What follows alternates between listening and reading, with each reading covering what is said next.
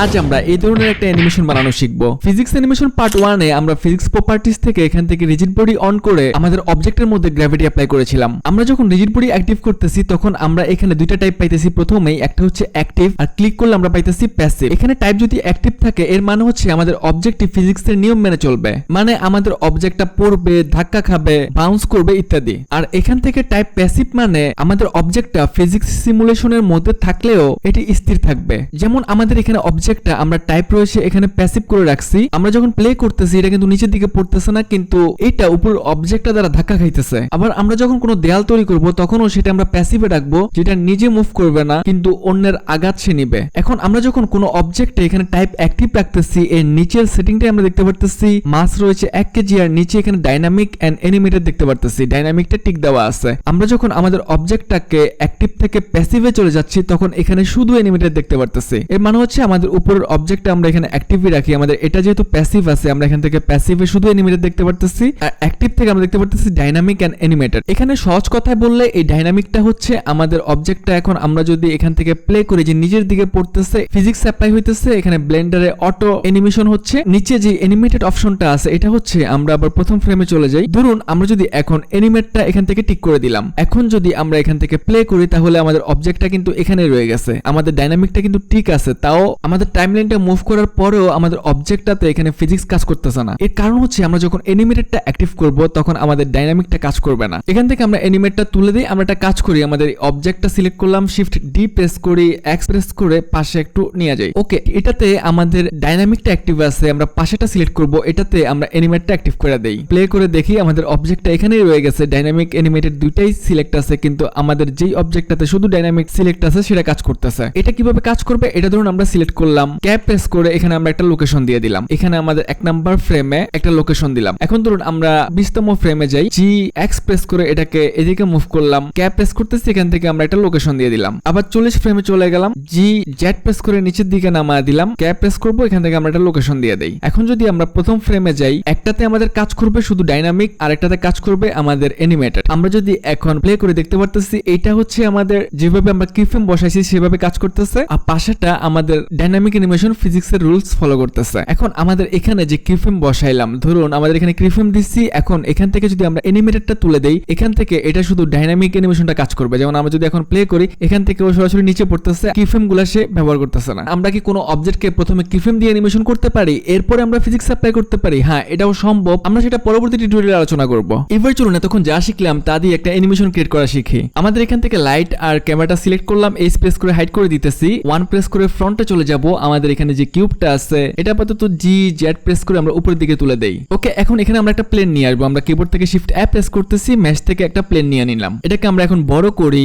S x press করে আমরা লম্বা এতটুকু করলাম, চওড়া করার জন্য আমরা ওয়াই এর দিকে বড় করব, এই জন্য এস ওয়াই প্রেস করে এটাকে আমরা ওয়াই এর দিকে চওড়া করে নিলাম, এটা ক্লিক করতেছি। আমরা চাইতেছি যে আমাদের এই যে কিউবটা আছে এটা আমাদের এই প্লেনটার উপরে বসাইতে, তো আমাদের এই প্লেনটার উপরে মানে এটা কি ফেসের মধ্যে বসানোর জন্য আমরা এখান থেকে স্ন্যাপিং টুলটা ব্যবহার করব, আমরা স্ন্যাপটা ক্লিক করব, এখান থেকে ক্লোজেস্ট আছে, এখান থেকে আমরা ফেসটা সিলেক্ট করে দিব, আর এটা কাজ করবে আমাদের মুভের মধ্যে। তো ওকে, স্ন্যাপটা কাজ করানোর জন্য আমরা এখান থেকে সিলেক্ট করে ওপেন করতে পারি, অথবা আমরা অবজেক্টটা সিলেক্ট করব, জি প্রেস করে আমরা মুভ করব। এখন যদি কিবোর্ড থেকে আমরা কন্ট্রোল প্রেস করার দরকার নেই, যেহেতু আমাদের এখানে স্ন্যাপটা অন আছে, আমরা এখানে নিয়ে আমরা সাইন দেখতে পারতেছি, এটা ক্লিক করে এখানে আমরা বসা দিতে পারবো। এটাকে আমরা এখন একটু ছোট করে দিব, আমরা এস প্রেস করে এটাকে আরো ছোট করে দিতে পারি, 1 প্রেস করে দেখি এটা উপরের দিকে আছে, আমরা একটা কাজ করি, জি জেড, যেহেতু আমাদের স্ন্যাপ টুলটা অন আছে তাই এখানে অটো স্ন্যাপিং কাজ করতেছে, আমরা এটা ক্লিক করে এটাকে বসা দিব, একবার উপরে বসে গেছে। এখন আমরা এই দুইটাতেই ফিজিক্স অ্যাপ্লাই করব। প্রথমে আমরা আমাদের যে প্লেনটা নিচ্ছি এটা সিলেক্ট করব, সিলেক্ট করার পরে আমরা এখান থেকে ফিজিক্স প্রপার্টিসে চলে যাব, এখান থেকে আমরা রিজিড বডিটা অন করে দিব।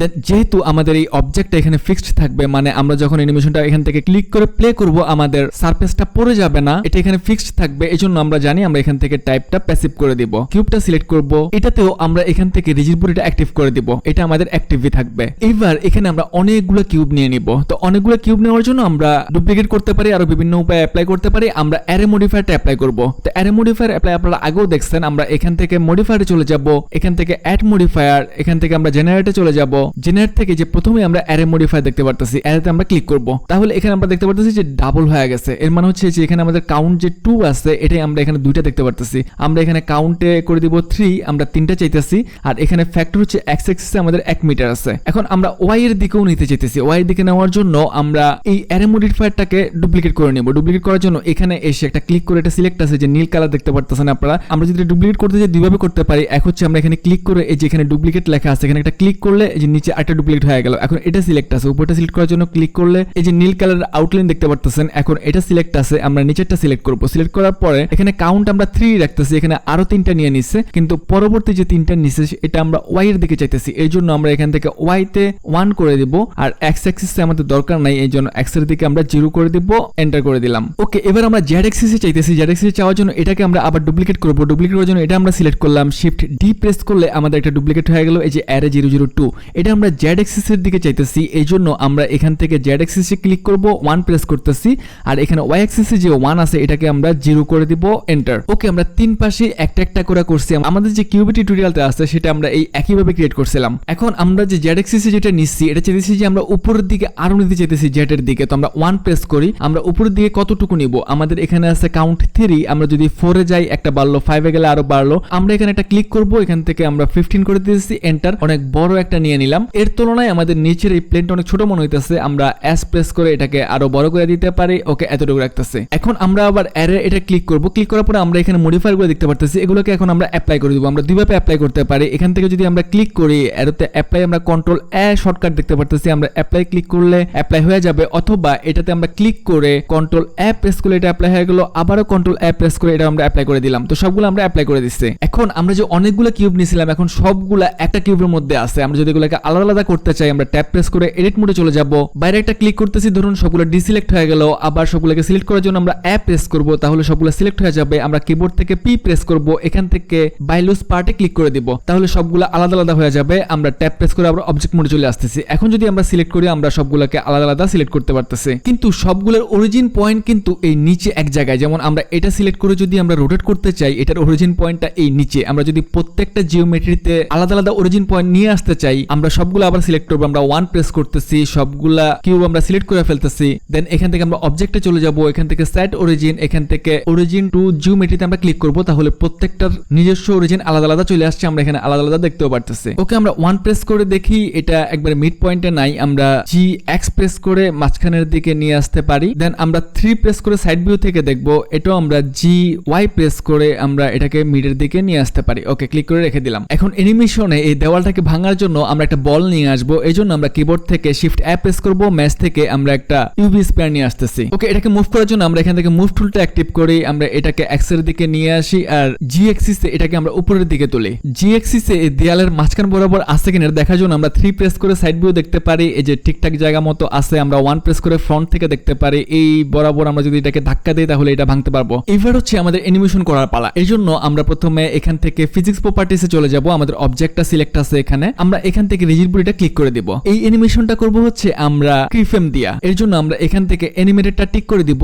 যেহেতু আমরা কিফ্রেম দিব আমাদের অবজেক্টটা সিলেক্ট আছে, আমরা ফ্রেম 1 এ আছি। এখন আমরা কিবোর্ড থেকে ক্যাপ প্রেস করব, এখান থেকে লোকেশন দিয়ে দিব, মানে প্রথমে আমাদের অবজেক্টটা এখানে থাকবে, এখানে একটা লোকেশন দিয়ে দিলাম। এরপরে আমরা যখন ফ্রেম 80 তে চলে যাব এখন আমাদের অবজেক্টটা থাকবে হচ্ছে আমরা 1 প্রেস করি, আমাদের অবজেক্টটা এখন আমরা এই পর্যন্ত নিয়ে আসি, এখানে একটু নিচে নিয়ে আসি। যখন আমাদের ফ্রেম 80 তখন আমাদের অবজেক্টটা এখানে থাকবে। তো এখানে আমরা এটাকে বসা দেওয়ার জন্য একটা কিফ্রেম নিয়ে নিব, এজন্য আমরা কিবোর্ড থেকে আই প্রেস করে একটা কিফ্রেম বসা দিলাম। আমরা দুইভাবে কিফ্রেম দিতে পারি, একটা ক্যাপ প্রেস করলে আমরা অপশনগুলো পাবো, আর আই প্রেস করলে সরাসরি কিফ্রেম বসে যাবে। এখন যদি আমরা প্রথম ফ্রেমে চলে যাই, এখানে ক্লিক করে আমরা প্লে করে দেখি আমাদের অবজেক্টটা আস্তে আস্তে বাড়ে দিল, সবগুলোকে ফালা দিতে পারছে। আমরা এখান থেকে ক্লিক করে প্রথম ফ্রেমে চলে যাই, আমরা 1 প্রেস করি, এখান থেকে আমরা যদি আরো কয়েকটা ওয়াল নিয়ে নিতে চাই এটা আমরা সিলেক্ট করলাম, শিফট ডি প্রেস করলাম, আমরা এক্স এর দিকে নিব, এই জন্য এক্স প্রেস করতেছি, এখানে একটা রাখতেছি, দেন শিফট ডি আর এক্স প্রেস করে আমরা এই পাশে আরেকটা রাখতেছি। এগুলো স্ন্যাপ করতেছে কারণ আমাদের এখান থেকে ম্যাগনেটটা অন আছে, এটা আমরা ক্লিক করে অফ করে দিব। এখন যদি আমরা প্লে করি আমাদের ফাইলটা অনেক ভারী হয়ে গেছে, অনেকগুলো অবজেক্ট হয়ে গেছে। ওকে, আমাদের সবগুলা বল কিন্তু ফেলে দিল। আমরা আবার প্রথমে চলে যাই, আবার প্লে করে দেখি আসতেছে, সবগুলা বলকে ধাক্কা দিয়ে সে ফেলে দিল। আর এগুলোর মধ্যে আমাদের ডাইনামিক ফিজিক্স কাজ করতেছে, আর বলটার মধ্যে আমরা এনিমেটেড অ্যাপ্লাই করছে। ওকে, এই অবজেক্টগুলোর শেপ কিন্তু ছিল আমাদের এখানে শেপে কনভেক্স হলে এখানে বক্স আমরা সিলেক্ট করে দিতে পারি, নিচে আর কিছু অপশন আছে, এগুলো আমরা পরবর্তী ভিডিওতে আলোচনা করব। আজকের ভিডিও পর্যন্তই। এরপর আপনি এখানে এগুলোকে কালার করে দিতে পারেন। অবজেক্ট সিলেক্ট করব, এখান থেকে আমরা ম্যাটেরিয়ালে চলে যাব, এখান থেকে আমরা নিউতে চলে যাব, কালার বেস কালারে ক্লিক করব, যে কোনো একটা কালার আমরা চুজ করে দিতে পারি, এখান থেকে আমরা ম্যাটেরিয়ালে ক্লিক করে আমরা কালারগুলো দেখতে পারি। আজকের ভিডিও পর্যন্তই। Thanks for watching.